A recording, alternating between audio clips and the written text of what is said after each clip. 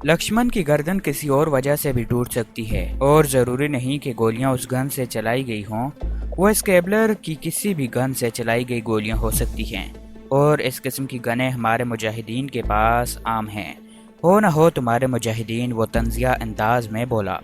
तुम बचकाना बातें कर रहे हो, हालांकि तुम्हें अच्छी तरह मालूम होगा कि किसी भी फायर शुदा बुलेट से इस हथियार को पहचानना मुश्किल नहीं जिससे ये फायर हुआ हो। दुनिया में कहीं ऐसे दो हथियार मौजूद नहीं जिनसे फायर किए गए बुलेट बिल्कुल एक जैसे हों। ये इसी तरह से है जैसे दुनिया में दो बंदों की उंगलियों के निशान आपस में नहीं मिलते। लेकिन फिर भी तुझे एतराज है तो वो भी मैं दूर किए देता हूँ। हरी चांद, इसने दरवाजे की तरफ मुंह करके आवाज लगाई और अगले ही लम्हे कमरे में वो बंदा दाखिल हुआ जिसे मैंने ऋषि पोस्ट पर किक मार कर बेहोश किया था। वो वर्दी में मलबूस था।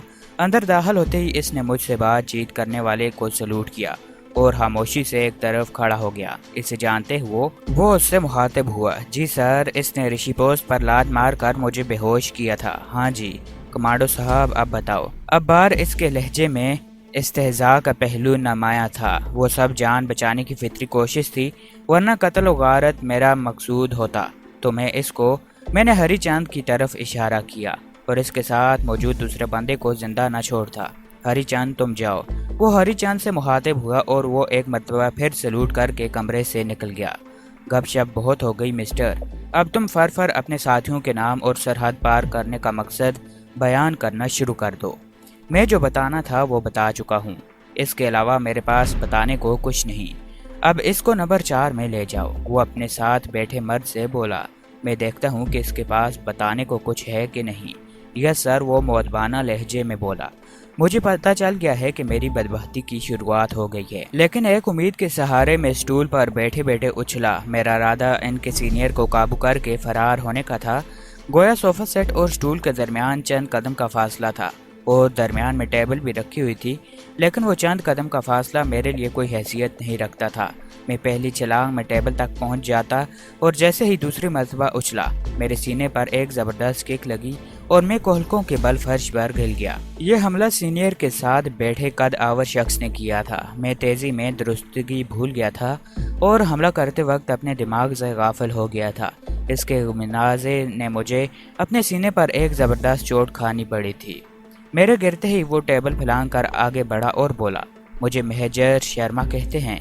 अभी ये अल्फाज इसके मुंह में ही थे कि मैंने ज़मीन पर से दोनों हाथों को टेक कर कमर को झटका दिया और इसके मद्दे मुकाबल खड़ा होते ही अपनी दाएं टांग बिजली की सी फुर्ती के साथ इसके पेट में लगाई और वो ओह की आवाज़ निकालता हुआ टेबल पर से गुजर कर अपने सीनियर के कदमों में जा गिरा। इसके गिरते ही मैं बोला, और मुझे उमर जान गंडापुर कहते हैं। मुझे पता है कि अभी से उठने और संभलने में चंद लम्हे लग जाएंगे। इसी असना में मैंने इनके सीनियर को काबू कर सकता था, लेकिन मेरे एक्शन में आने से पहले इसके साथ सोफे पर बैठी लड़की उछल कर खड़ी हो गई और अपने खुले गिरबान में हाथ डालकर चीटा सा पिस्तौल निकालते हुए ललकारा। खबरदार एक कदम भी आगे बढ़ाया तो पिस्तौल की सारी गोलियां तेरी खोपड़ी में उतार दूंगे। चेहरे की तरह इसकी आवाज़ भी दिलकश थी, मगर इस वक्त मुझे ये आवाज़ किसी चुड़ैल से भी बदतर लगी। मैं ठटक कर रह गया। कमरे के अंदर चारों कोनों में खड़े मुहाफिज भी इसके ललकार सुनते ही गोया होश में आ गए और राइफलें सोंटे मेरी तरफ बढ़ा दिए। Hands up. इनमें से एक गिरजा और मेरे अपने हाथ सर बुलंद कर लिए। एक्शन में आते वक्त मैंने कोनों में खड़े मुहाफिजों को जानबूझकर नज़रअंदाज कर दिया था।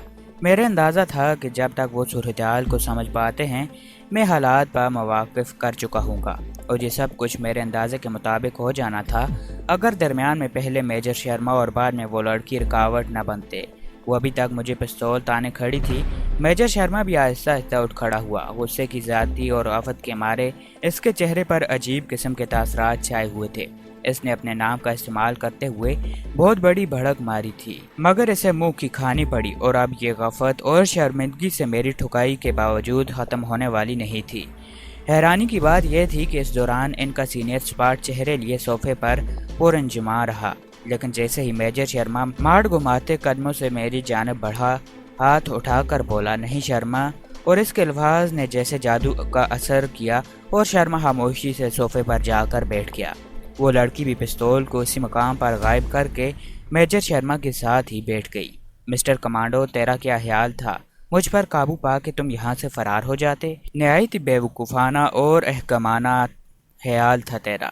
मुझ पर काबू पा के सिर्फ मुझे कत्ल ही कर सकते थे और इसके नतीजे में अपनी तकलीफात बढ़ाने के अलावा तुझे क्या मिलता। अब भी तुम अपने लिए हर किस्म की रियायत के हक ख़त्म कर चुके हो। यह कहकर वो लड़की की जानब मुतवज्जह हुआ। नीलम, जी सर, इसे नंबर 6 में भिजवा दो। इसका केस भी अब तुमने ही हैंडल करना है और शर्मा तुम उस वक्त तक इस तफ्तीश से लाहक रहोगे जब तक इंक्वायरी मुकम्मल नहीं हो जाती। दोनों ने यस सर कहकर इस बात में सर हिला दिया। शर्मा, तुम मेरे साथ चलो। इसका जवाब सुनते ही वो उठते हुए बोला और मेजर शर्मा इसके साथ चल पड़ा। इनके कमरे से निकलते ही मुझे लाने वाले दोनों कमरे में दाखिल हुए और मेरे उठते हुए हाथों को हथकड़ी में जकड़ते हुए इनमें से सीनियर नीमल से एक बोला, इसे कहाँ ले जाना है मैडम? हाँ बा। नीलम जो बड़े गौर से मेरी तरफ देख रही थी गड़बड़ाते हुए बोली, विक्रम, इसे 6 नंबर ले जाओ। और वो यस मैडम कहकर मुझसे बोला। चलो, मैं खामोशी से इनके आगे हो लिया। गलती से या जानबूझकर उन्होंने मेरी आंखों पर पट्टी नहीं बांधी थी। कमरे से निकलते ही हम एक गैलरी में पहुंचे। विक्रम ने मुझे बाएं जानिब चलने का इशारा किया। मैं चुपचाप इस जानिब चल पड़ा। गैलरी की दोनों तरफ कमरे बने हुए थे। आगे एक चौराहा आया। विक्रम ने मुझे एक मरतबा फिर बाएं जानिब मुड़ने को कहा। मुड़ने के बाद हम 15-20 कदम ही चले होंगे कि एक कमरे के दरवाजे पर 6 नंबर की तख्ती लटकी नजर आई और विक्रम की हिदायत पर मैं दरवाज़ा खोलकर अंदर दाखिल हो गया। कमरे के वस में लोहे की एक कुर्सी पड़ी थी और दरवाजे की साइड के अलावा बाकी 3 अतराफ में दीवार की अंदर अलमारियां बनी हुई थी जिनके पट गायब थे। इनके अंदर मुझे मुख्तलिफ किस्म की अजियत रसानी के आलात दिखाई दिए। एक लम्हे के लिए मेरे जी में आया कि इन पे टूट पड़ूं और लड़ता हुआ मारा जाऊं। इस तरह कम से कम मेरी मौत तो आसान होगी, वरना तो उन्होंने अजियतें दे देख कर मेरा जीना हराम कर देना था। लेकिन फिर अच्छे मौके की उम्मीद और जिंदा रहने की ख्वाहिश ने मुझे इस इक़दाम से बाज रखा। विक्रम ने कुर्सी पर बिठा कर मेरी हथकड़ी खोल दी और उस कुर्सी के दस्तों के साथ लगे लोहे के क्लिपों में मेरे हाथ जकड़ दिए। इस तरह मेरी दोनों पंडलियाँ घुटनों तक कुर्सी के मजबूत पायों के साथ जकड़ दी। इस असना में 3 राइफल बरदार मुझे हथियार की जद पर लिए खड़े थे। मेरी ज़रा से हरकत पर वो फायर खोलने के लिए तैयार नजर आ रहे थे। मुझे कुर्सी से जकड़ कर वो तमाम कमरे से बाहर निकल गए। इनके निकलते ही मैंने अपने जिस्म को हिला जलाकर कुर्सी की मजबूती का अंदाज़ा किया। कुर्सी मजबूती के साथ फर्श में गड़ी हुई थी और किसी इंसानी ताकत से बाहर आना यह नामुमकिन था। इसी तरह कुर्सी के दस्तों और पाइपों में लगे लोहे के क्लिप भी मजबूत स्टील के बने हुए थे। अपनी तवानाई ज़ाया करने की बजाय चुपचाप बैठ गया। चंद मिनट बाद दरवाज़ा खोलकर 3 आदमी अंदर दाखिल हुए। तीनों में सिर्फ नीलम से वाकिफ था, बाकी दोनों चेहरे नए थे। इनके चेहरों के तासरात से मैंने अंदाज़ा लगाया कि रहम नाम की चीज़ कभी इनके करीब भी नहीं भटकी होगी। वो दोनों तो अलमारियों की तरफ बढ़ गए और नीलम सबक कदमों से चलती हुई मेरे सामने आकर रुक गई। तो फिर क्या हाल है जान? जान की नून पर जोर देते हुए वो मुतरन्नम आवाज़ में मुझसे मुखातिब हुई। कर्नल साहब से पूछे गए सवाल के जवाब याद आए हैं या हमें कोशिश करनी पड़ेगी? जो हकीकत थी वो मैं तुम्हें बतला दी। अब आप बताएं कि मुझसे क्या सुनना चाहती हैं। जो कहेंगी वही बोलूँगा। तुम्हारा क्या ख्याल है? 1-2 घंटा मगजमारी करता रहा वो ड्रामा था मिस्टर जान। तुम्हें सज़ा देने के लिए हमें किसी फ़र्द जुर्म की ज़रूरत नहीं। हमने वो हक़ाइक़ मालूम करने हैं जिनकी वजह से तुमने सरहद अबूर की है। जो ड्रामाई सिचुएशन तुम बयान कर रहे हो ये सिर्फ ड्रामों और नावलों में अच्छी लगती है। हकीकी ज़िंदगी से इनका कोई ताल्लुक़ नहीं। आपको मेरी कहानी में ऐसा कौन सा झूल या ड्रामाई सिचुएशन नजर आई है जिससे आप इसे झूठ समझने पर मुसर हैं? एक मरतबा हमारा जासूस कश्मीर की तरफ सरहद अबूर करते हुए पकड़ा गया। इसके कागजात वगैरह भी मुकम्मल थे। जब इसे एक ऑफिसर के सामने पेश किया गया तो इसने जासूस से 6 कलमे सुने जो इस जासूस को अच्छी तरह अजबर थे। ऑफिसर ने इसे FIU के हवाले कर दिया कि ये लाजमन जासूस है और इन्वेस्टिगेशन वालों की सख्ती के सामने इसे जासूस को इकरार करना पड़ा। अब आपको मेरे शक करने की वजह समझ आ गई होगी। नीलम शक की वजह तफसील से बताते हुए बोली, मैं झूठ मूठ भी तो कुछ बोल सकता हूँ। नामुमकिन। इसने इनकार में सर हिलाया। आजकल आप में मुल्क में जो खिचड़ी पक रही है हमारे नाक इसकी खुशबू सूंघ रहे हैं।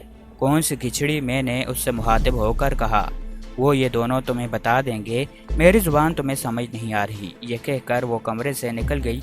इसके बाहर निकलते ही दोनों जल्लाद मेरे करीब आ गए। एक ने हाथ में बिजली का नंगा तार पकड़ा हुआ था जबकि दूसरा हाथ खाली था। इसने बिजली का तार लोहे की कुर्सी से टच किया।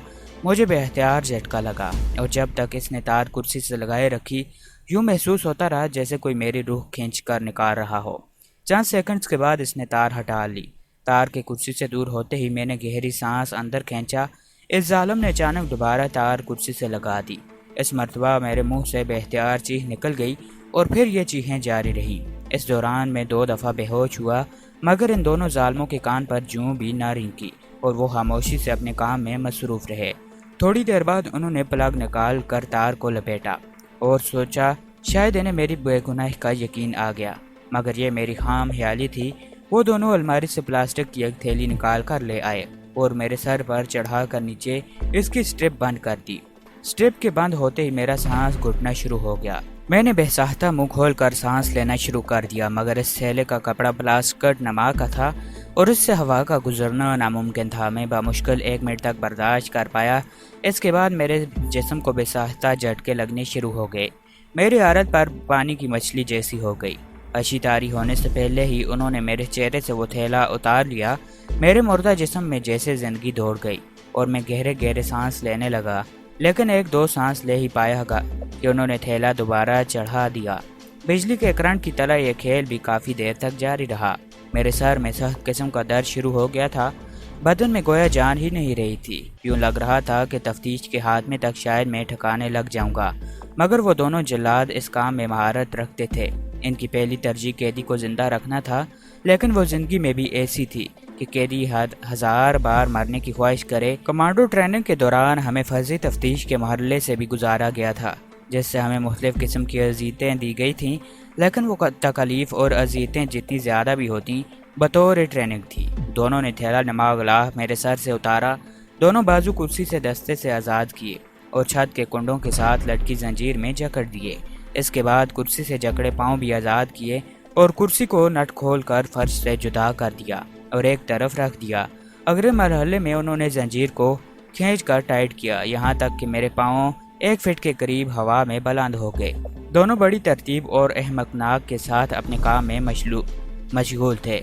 यूँ लग रहा था जैसे कोई साइंसदान अपनी लेबॉर्ट्री में या कोई डॉक्टर ऑपरेशन थिएटर में मशगूल हो। दौरान कार्रवाई उन्होंने मुझसे या आपस में कोई बातचीत की ज़रूरत महसूस नहीं की। छत से लटका कर उन्होंने मेरे पाँव के साथ वज़न बांध दिया और एक कोने में खड़े होकर दिलचस्पी से मुझे घूरने लगे।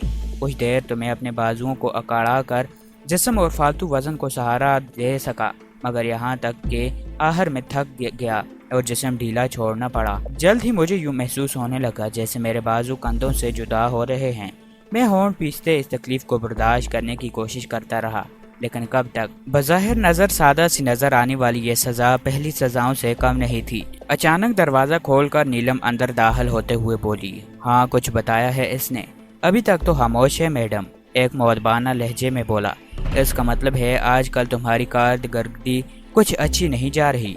वो हफ्गी से बोली, तुम दोनों को मैंने आधा घंटा दिया है और अब घंटा होने वाला है। इसकी बात सुनकर मैं हैरान रह गया, क्योंकि मेरे ख्याल से मुझे अज़ियतें बर्दाश्त करते काफ़ी देर गुजर गई थी, जबकि वो कह रही थी कि सिर्फ घंटा गुजरा है। बकवास कर रही है। मैंने दिल में ही सोचा, ये मेरा मोराल डाउन करने की नफसियाती कोशिश है। हाँ जान, कुछ याद आया? वो मेरे करीब आकर लगावट से बोली, मगर मैं खामोश रहा। वाह भाई, मिठू तो बोलती ही बंद हो गई। ये कहकर वो उनसे मुखातिब हुई, वनूद ज़रा इसके पाँव से वज़न हटाना। वनूद नामी शख्स ने आगे बढ़कर मेरे पाँव से वज़न खोला और एक तरफ रख दिया। मेरे बाजुओं का बोझ कुछ हल्का हुआ, मगर तकलीफ में कोई वाज़ह कमी नहीं हुई। मेरा अपना वज़न भी काफ़ी कम नहीं था। भर्ती के वक्त मेरा वज़न 86 kg के करीब था, जो ट्रेनिंग के बाद 76 से 77 किलोग्राम हो गया था। हाँ जान, अब तो कुछ बोलो। मेरे पाँव से वज़न हटते ही वो बोली, जो हकीकत है मैं बता चुका हूँ। अब मेरे पास ऐसी कोई बात नहीं जिससे आप लोगों की तसल्ली हो, और जहाँ तक ताल्लुक़ है हमारे मुल्क के आपके मुल्क के खिलाफ किसी साजिश के हवाले से, अगर ऐसा है भी सही तो मैं इससे नावाकिफ़ हूँ। चलो फिर याद आ जाएगा, बतला देना, हमें कोई जल्दी नहीं है। यह कहकर वो इनकी तरफ मतवजे हुई। इसकी बंदिशों को अढ़ीला कर दो ताकि ये फर्श पर खड़ा हो सके, और तुम दोनों भी अब आराम करो, बाकी का काम कल कर लेंगे। ये कहकर वो बाहर की जानब चल दी। اس کے کمرے سے نکلتے ہی ان دونوں نے میری بندشیں اتنی ڈھیلی کر دیں کہ میرے پاؤں آسانی سے زمین پر لگنے لگے۔ باہر نکلتے وہ دروازہ بند کرنا نہیں بھولے تھے۔ میرے پاس وقت معلوم کرنے کا کوئی ذریعہ موجود نہیں تھا، بس اندازے سے میں یہی کہہ سکتا تھا کہ شام ہونے والی ہے۔ صبح ناشتے کے بعد میں نے کچھ بھی کھایا پیا نہیں تھا۔ اس وقت مجھے بھوک سے زیادہ پیاس محسوس ہو رہی تھی، شاید مجھے کھانے پینے کو کچھ نہ دیا جائے۔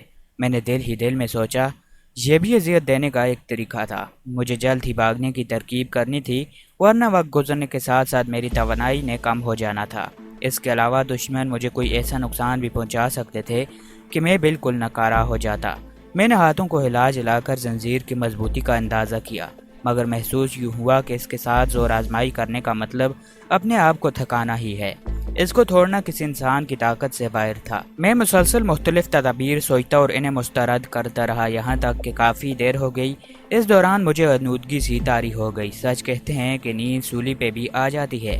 میں سونے جاگنے کی کیفیت میں تھا کہ اچانک اذیت خانے کا دروازہ کھول کر نیلم اندر داخل ہوئی۔ اس نے گاؤن پہنا ہوا تھا جس کا گریبان کافی نیچے تک کھلا تھا۔ ٹیوب لائٹ کی روشنی گویا اس کے بدن سے منعکس ہو کر آنکھوں کو گہرا کیے دے رہی تھی۔ اس کے پیچھے دو ہتھیار بردار مرد تھے جنہوں نے ہاتھوں میں شارٹ گنیں پکڑی ہوئی تھیں۔ میں نے سوچا کہ شاید میری تفتیش کا دوسرا راؤنڈ شروع ہونے والا ہے، لیکن اس کے برعکس نیلم آہستہ آہستہ چلتے میرے قریب پہنچی۔ اس کی آنکھوں کی سرخی دیکھ کر مجھے ہوا کہ اس نے شراب پی رکھی ہے۔ جان تھک تو نہیں گئے؟ وہ اپنا دایاں ہاتھ میری چھاتی پر پھیرتے ہوئے مہمور لہجے میں بولی، بھوک بھی لگی ہوگی، چلو میں تمہیں کھانا کھلاؤں۔ یہ کہہ کر وہ ان دونوں سے مخاطب ہوئی، راہ بندر اسے کھولو۔ راہ بندر نامی شخص اپنی گن سلنگ اپ کی اور چھت سے لٹکی زنجیر میرے ہاتھ کھول لیے اور ہتھ کڑی میں جکڑ دیے، لیکن اس کے باوجود مجھے آرام محسوس ہوا جو بیان سے باہر تھا۔ ان دونوں کی نگرانی میں چلتا ہوا میں اذیت خانے سے نکلا۔ نیلم میری رہنمائی کے لیے آگے چل رہی تھی۔ اس کی چال سے بھی میں ایک محسوس قسم کا رہدم اور لی تھی۔ موٹا گاؤں بھی اس کے نشیب و فراز کو چھپانے میں ناکام نظر آ رہا تھا۔ 2-3 موڑ مڑنے کے بعد ہم سیڑھیاں اترے اور پھر تہانے میں اتر کر رکنے کی بجائے ایک سرنگ میں چل پڑے۔ کچھ دور جا کر سیڑھیاں نظر آئیں، وہاں سے اوپر چڑھ کر ہم ایک کمرے میں پہنچے۔ یہ ایک پرتکلب خوابگاہ تھی۔ تم دونوں دروازے کے باہر کھڑے رہو اور جب تک میں نہ بلاؤں اندر نہیں آنا۔ دونوں جی میڈم کہہ کر کمرے سے باہر نکل گئے۔ جان ادھر بیٹھو۔ ان کے کمرے سے نکلتے ہی نیلم نے مجھے ایک لگژری بیڈ پر بٹھا کر میرے ساتھ بیٹھتے ہوئے بولی۔ میں سحر زدہ سا تھا اور مجھے سمجھ نہیں آ رہی تھی کہ یہ التفات کس لیے ہے، یہ سب کس لیے۔ میرا لہجہ حیرانی پر تھا۔ وہ زبردستی کہہ کے لگا کر بولی، یہ تو خود مجھے نہیں پتا کہ یہ کیا ہے، اور میں خونکوں کی طرح اس کا منہ تکنے لگا۔ پریشان ہو گئے وہ میری حیرانی سے لطف اندوز ہوتے ہوئے بولی، بات یہ ہے کہ جان تم مجھے پہلی نظر میں اچھے لگے ہو۔ میں آج تک تم جیسا بھرپور مرد نہیں دیکھا۔ تم نے تو میری راتوں کی نیند اڑا دی، دیکھ لو۔ وہ دیوار پر لگی گھڑی کی طرف اشارہ کرتے ہوئے بولی، رات کے 2 بج رہے ہیں اور نیند میری آنکھوں سے کوسوں دور ہے۔ تمہیں میری بات سمجھ میں آ رہی ہے نا؟ وہ اپنے دونوں ہاتھوں سے میرے چہرہ تھام کر بولی اور میں حیرانی سے اس کی طرف تکتا رہ گیا۔ وہمگیری نظروں کی پرواہ کیے بغیر بستر سے اٹھ کر کمرے کے ایک طرف کونے میں لگے فریج کی طرف بڑھ گئی اور وہاں سے ٹرے میں مختلف لوازمات سجا کر میرے سامنے آ کر بیٹھ گئی۔ میرے ہاتھ ہنوز ہتھکڑی میں جکڑے ہوئے تھے، مگر اس نے میرے ہاتھ کھولنے کی بجائے اپنے خوبصورت ہاتھوں سے مجھے کھانا کھلانا شروع کر دیا۔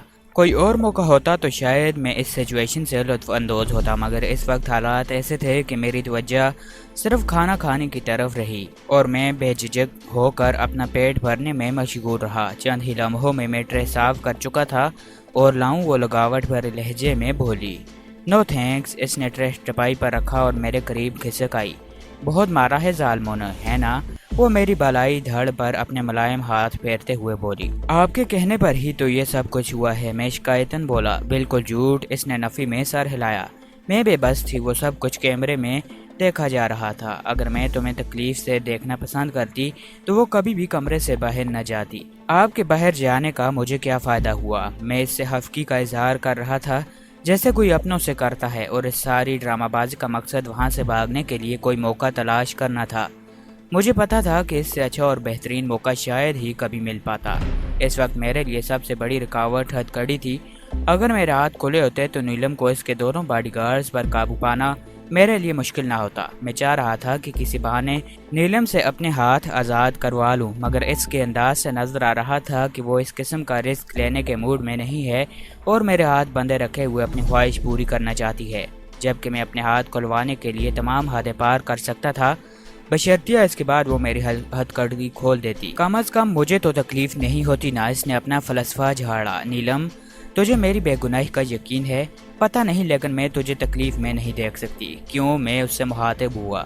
پیارے جو لگنے لگے ہو۔ دوستو، آج کی اس ویڈیو میں بس اتنا ہی۔ امید ہے کہ یہ ویڈیو آپ سب کو پسند آئی ہوگی۔ مزید ایسی ویڈیوز کے لیے ہمارے ساتھ جڑے رہیں اور چینل کو سبسکرائب کر کے ساتھ میں موجود بیل کے آئیکن کو دبا کر آل نوٹیفیکیشن سلیکٹ کرنا نہ بھولیے گا، اور ویڈیو کو لائک کر کے کمنٹس میں اپنی رائے کا اظہار لازمی کریں کہ آپ کو ہماری ویڈیو کیسی لگی۔ ملیں گے اگلی ایپیسوڈ میں، تب تک کے لیے اللہ پاک آپ سب کا حافظ و نگہبان۔ ہنستے رہیے اور ہمیشہ مسکراتے رہیے۔